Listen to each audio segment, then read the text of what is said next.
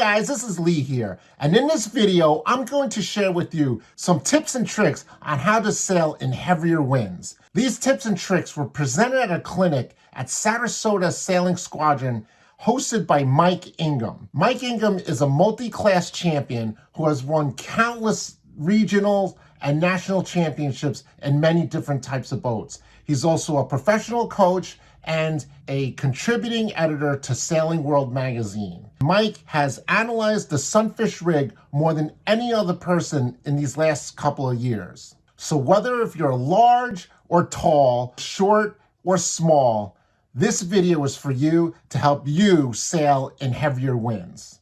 So if you haven't already, please subscribe to the channel and don't forget to smash that like button. I really appreciate it. So tip number one, hike. Yeah, I don't mean hike meaning go out for a walk in the woods. What hiking means in sailing is to lean over the boat and get your weight out off the boat. You'll see this in small boats and large boats where people are hanging off the boat, and that is hiking. When you hike on a sailboat, you're using your body weight to compensate for the pressure of the wind on the sail, making it lean to the side. That's called heeling. So you want to sail a Sunfish relatively flat, especially going upwind. So to be able to hike the best that you can is you get your feet underneath your hiking strap and then you lean off. Get your butt off the boat. Now, if you don't have a hiking strap, that's okay. Back in the day in the 70s and early 80s, they didn't have hiking straps either. They clipped their feet underneath the lip of the cockpit and they leaned out as far as possible. This is the cheapest and easiest way to help balance your boat and kind of depower it, is to sail the boat flat by hiking. Tip number two, adjust your gooseneck. And now if it gets a little bit heavier wind, you want to pull your gooseneck back, which means you want to have a little bit more distance from the front of your boom to the gooseneck. Most of the time you can get away between 14, 15, 16 inches in most conditions. However, when the winds pick up, probably depending on your weight and your size, you might have to go all the way to 18, 19, or 20, or even 24 inches. If you're small, it's going to be a little bit of trial and error, but for most of the time, moving your gooseneck back will help depower your boat. But if you don't have an adjustable gooseneck, you could bring tools on to the boat and loosen that screw and the bolt. The easiest way to do it is to have an adjustable gooseneck. If you want to get an adjustable gooseneck, I will leave a description and a link down below. Now, if you have any questions or comments about this subject or anything Sunfish related, leave the comments down below. I read all the comments. Now, the third thing you want to do when you sail a Sunfish, or any boat for that matter, if you have to depower the boat in heavier winds, is you want to be able to adjust the sail shape. Now, in heavier air, in general, you want a flatter sail. Now, if you look at the sail, it's not just straight flat like a bed sheet. There's a shape to it. Now, sometimes that shape is more bulbous and sometimes it flattens out. In heavier air, especially going upwind, you want to have a flat sail.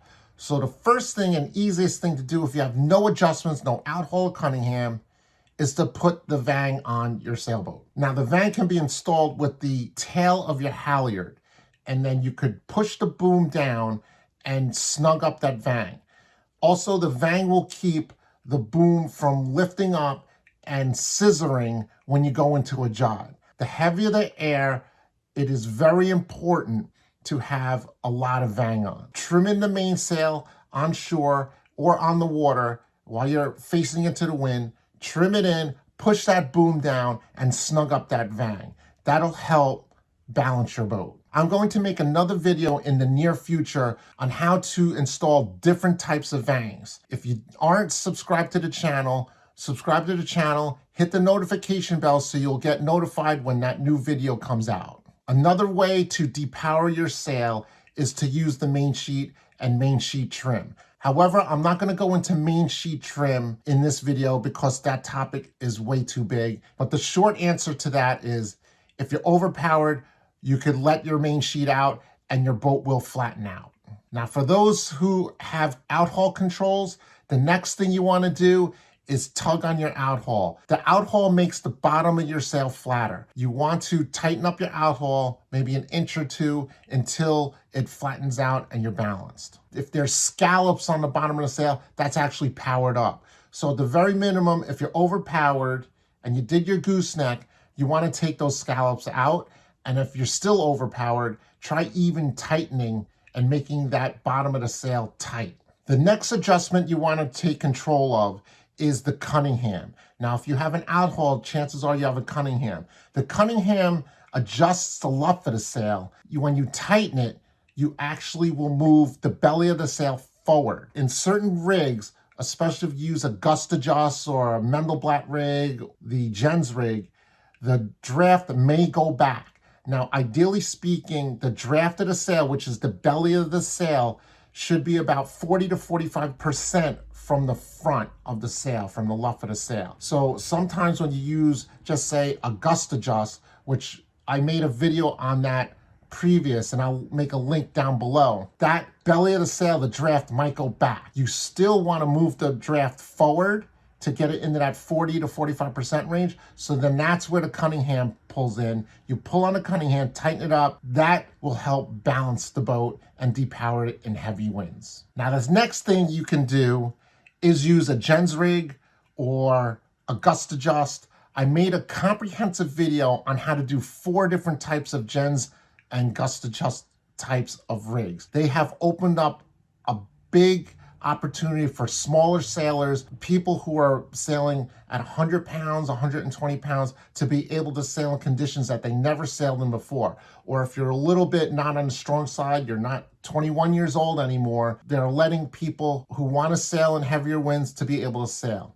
Now, with years of trial and error and with Mike Ingham's analysis of this sail, now we know why it works. I'm going to make a video on the details of why it works, but using a gust adjust or using a Gens rig helps tremendously on depowering a sail in heavier winds. So check out my video on how to do it. It's not that hard. I'll leave a link down in the description below. One other thing that you can do after you're hiking, after you push your gooseneck back, you tighten your outhaul, you tighten your Cunningham, you have a Gens rig on there or a gust adjust. When you're sailing upwind, sometimes you have your board all the way down, which is normal. However, if you're still overpowered and you're doing all those other things I've spoken about, try lifting up your board 4, 5, or 6 inches. That helps balance out the boat. I sailed in Sarasota last week and it was blowing probably about 20, 25. It really helped me, especially on port tack for some reason. I guess this is the way the waves go. If you want to learn